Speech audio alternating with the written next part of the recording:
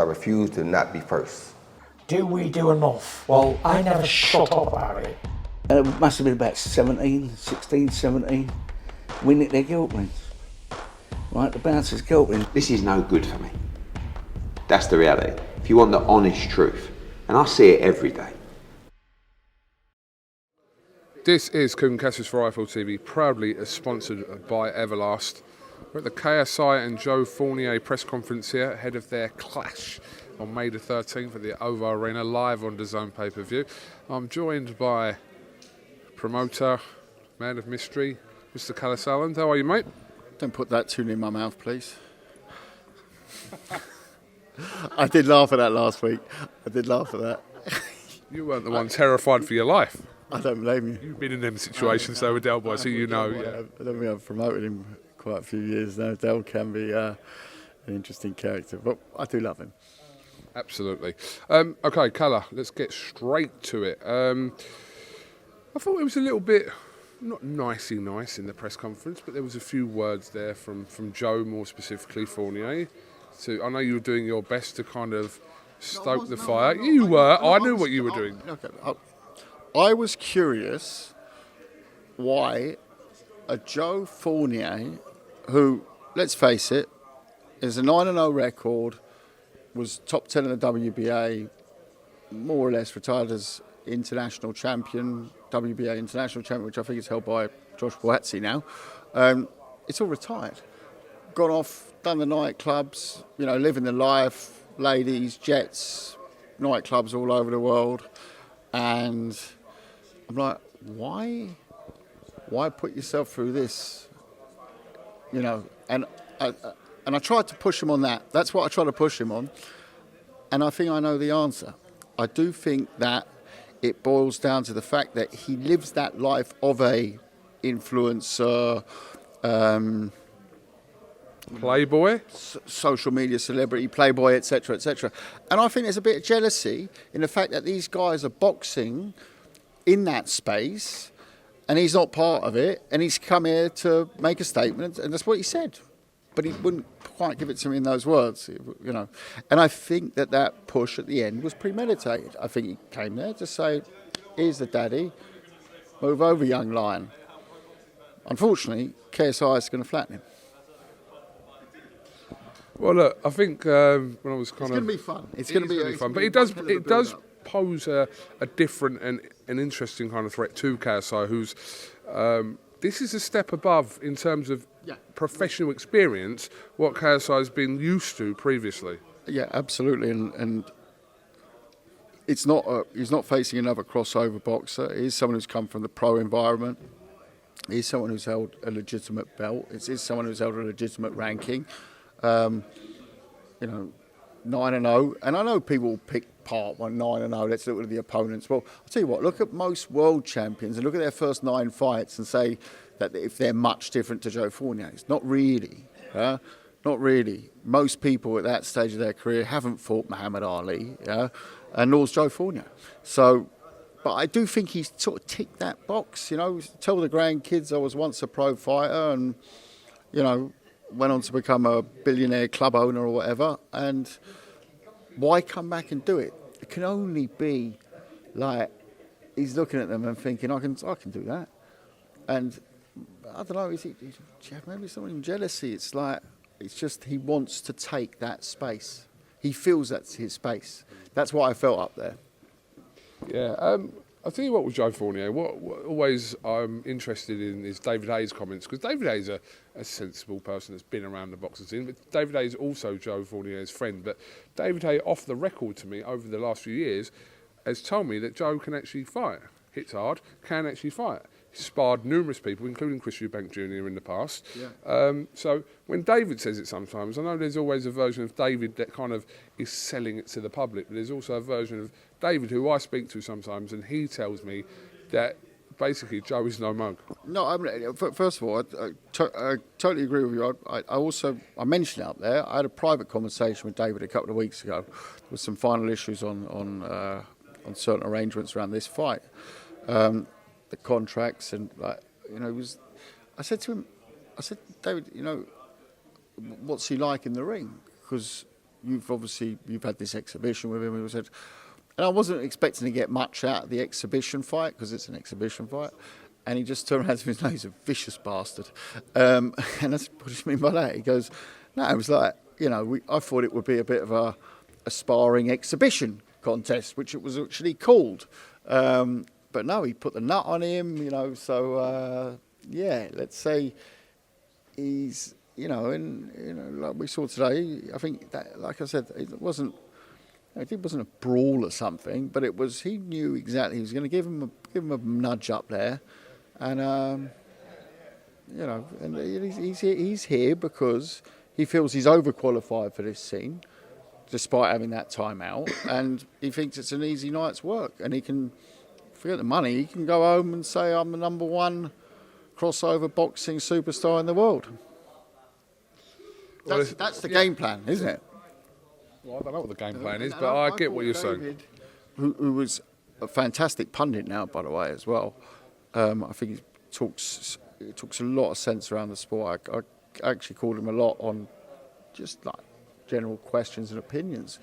I thought he was quite reserved today. I mean, he said, But David Hay, yes, probably. Yeah. He was quite reserved. I think it was Joe who was here to bang the drum. All right, he's had a long flight from Miami and he's flying back tonight. I guess he's here to bang the drum, but I think he really, sometimes they turn up, they don't say much. He's here where he wants to make that statement, doesn't he? Well, listen, May 13th is not that far away. We know you have a show prior to May 13th, coming up on the 22nd of April. We've got 21st of April. We're over in New Orleans with the X Series on DAZN. And then hell of a run on DAZN. If you look at the night after is Tank Garcia, and the week later it's Canelo Ryder, and then of course this baby here. But no, we're planning a lot of shows in June. Are you still doing your one in Ibiza? We are still doing the one in Ibiza. It's just, we'll know in a couple of weeks, like venue-wise, we've got a couple of final ideas on the table, and we're looking forward to Ibiza. Well, I'm there anyway. Don't care where it is. I'm sure you will be. Never been to Ibiza. Okay. Never been to Ibiza? No, weirdly, I've never been to Ibiza. So my first time in Ibiza is going to be on a Misfit show. You must be the first person from Essex who's not been to Ibiza. It's mad, I know. It's weird. I've never been to Ibiza. It's bizarre.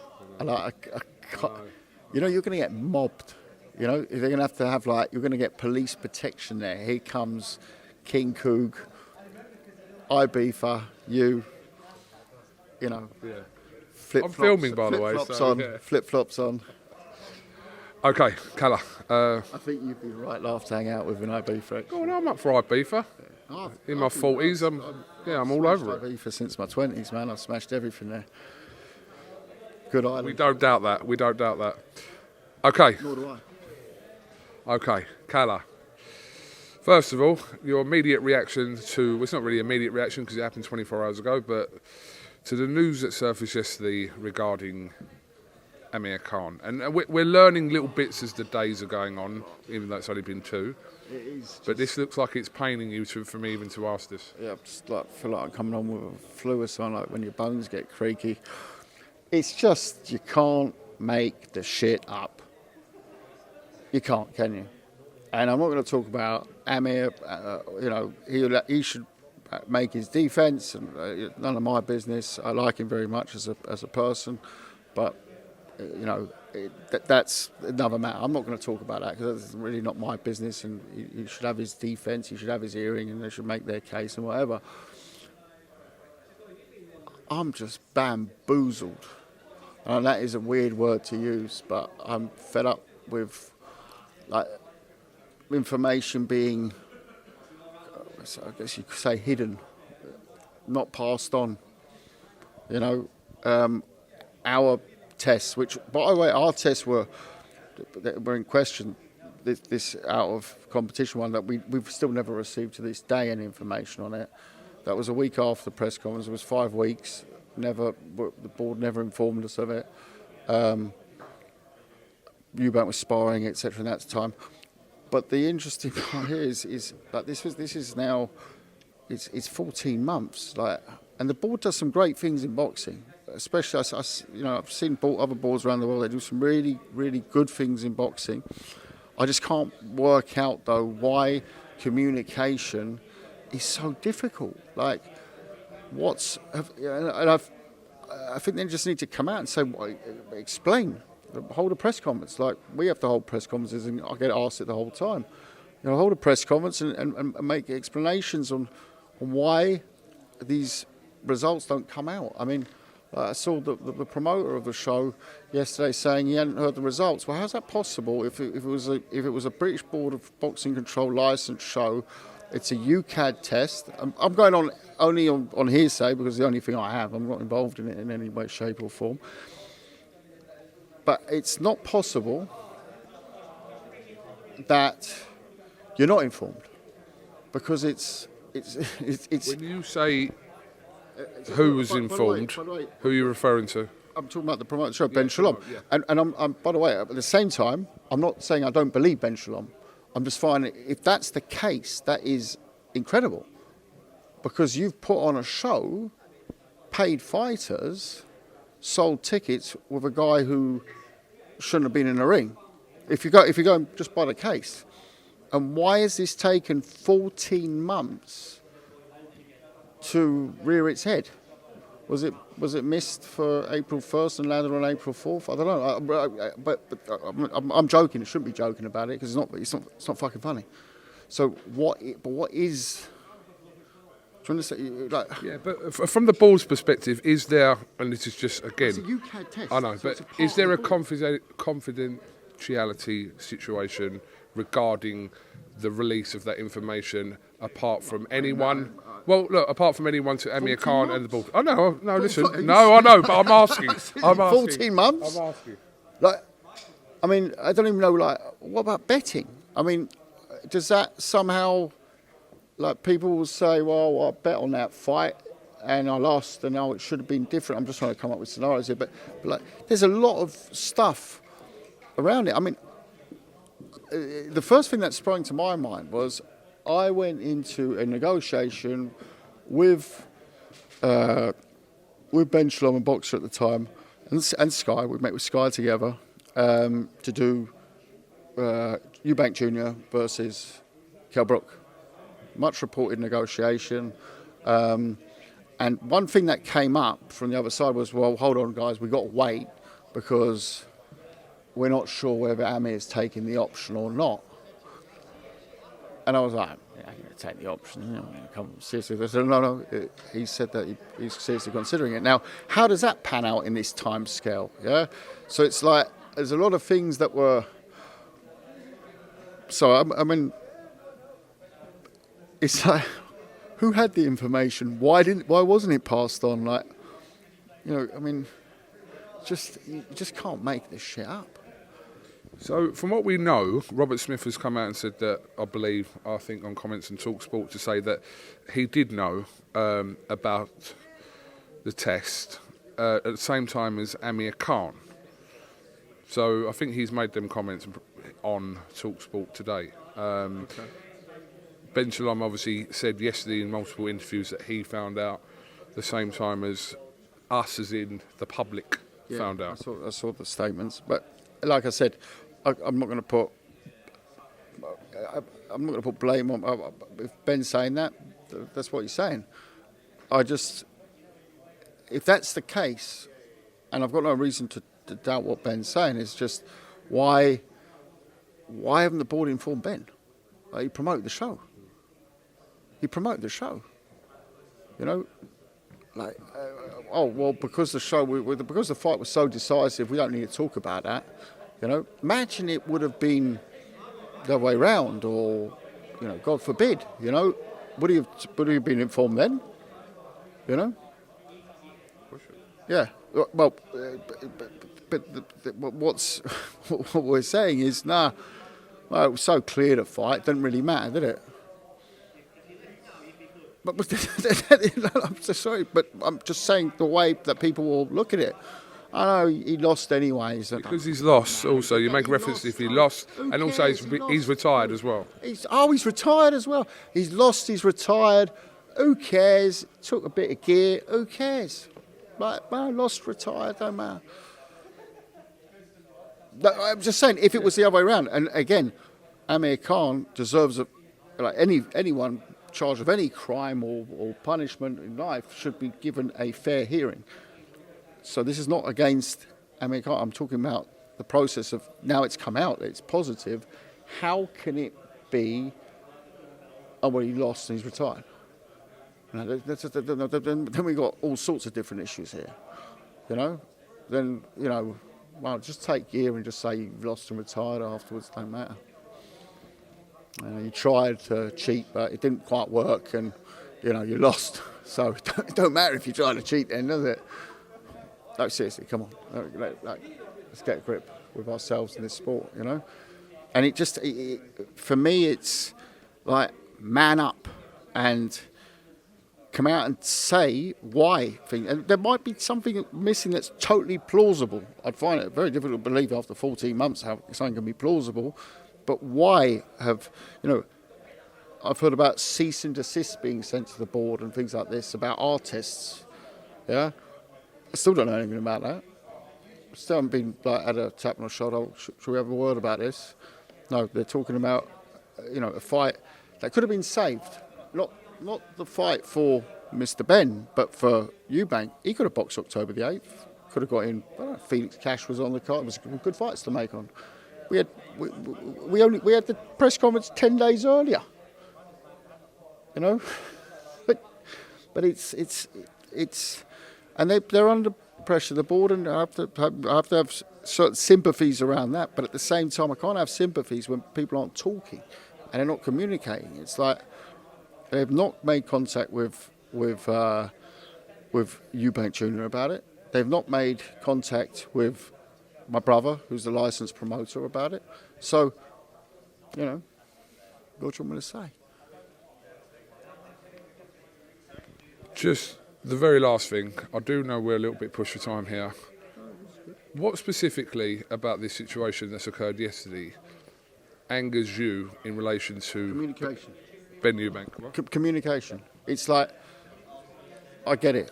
And by the way, some of those things in fight week that I said as well were wrong. They're wrong. You know, we were on the other side of the table. Like we didn't know about a first test. We didn't know about the first test until it was. Actually, I can only say I know about the first test because I've heard about it on TalkSport or IFL or wherever it is, but I've never seen a copy of it. So, had we have looked at it differently? Well, I'll tell you something. I'll tell you the first thing I'll tell you is we wouldn't have got to the second test, because if I would have known that the first test was positive, what would I have done? Scrap the fight? Well, I would have scrapped the fight on the basis of that we've got a guy who's tested positive. Or put everything on hold and had a sit down with the people who've done the test. Said, look, is it possible that this B sample should be open? Whatever it is. But we would have had the chance to react. We had a fight week to react. Yeah? So, so it's communication. That's you know, and it's about the decision was never taken in fight week, and this angers me still, is to scrap the fight. To say, Ben, you are suspended on the basis of a test. That never happened. No, this is not in the interest of boxing. Right, we all know that's cover your arse fucking grey stuff, isn't it? You know, it's not black or white. You can't really argue with it. You know, it is what it is. But, again, had they come out and said, no, he's suspended, it's off, right? That's a statement that as a promoter, then you can't... It's very clean cut, but it's not. Oh, it's not in the interests of boxing. Doesn't that sound dodgy? Like if you told someone who knows nothing about boxing, no, he's not suspended for testing positive. You're nervous about this mic, and since then you've got like a phobia with a mic, and said, don't worry, I'm comfortable. But do you understand what I mean? It's like, why didn't that go down? And that's the part. Okay, well listen. And I'm sure people make mistakes. I'm not trying to hang people by the crucifix now. It's just talk, man. Let's sort this sport out. Let's sort the communication out. You know. Okay, listen. I appreciate your time. Just require one word answer for this. Are we close to Eubank Benn happening? Well, it's not a one-word answer. Eubank Benn happening? No. Eubank Smith happening? We are in continued dialogue. We got problems, but not problems, but we got questions to solve, as in any contract negotiation. But on the Benn stuff, like I said last week, it hasn't really changed. We had a flirt, yeah. Interesting. It's not on the table at the moment, Benn-Eubank. We've had a flirt, but I can't say it's more than that. And I think if you asked Eddie or Frank on the other side, they'd say the same to you. It was a nice flirt, but at the same time, what's in hand is Eubank Smith, and that's something that, you know, there are points to iron out on it. But it's something that, you know, we've got done in the past, and we're sure we can get it done again. Okay, Kalle, thank you very much for your time. I'm going to let you crack on with the rest of your day, and no doubt we will see you very, very soon in whatever capacity, I don't know. But yes, Kalle Sauerland, thank you very much. Thank you, sir. I refuse to not be first. Do we do enough? Well, I never shut up about it. It must have been about 16, 17. We nicked their guilt rings. Right, the bouncers' guilt rings. This is no good for me. That's the reality. If you want the honest truth, and I see it every day,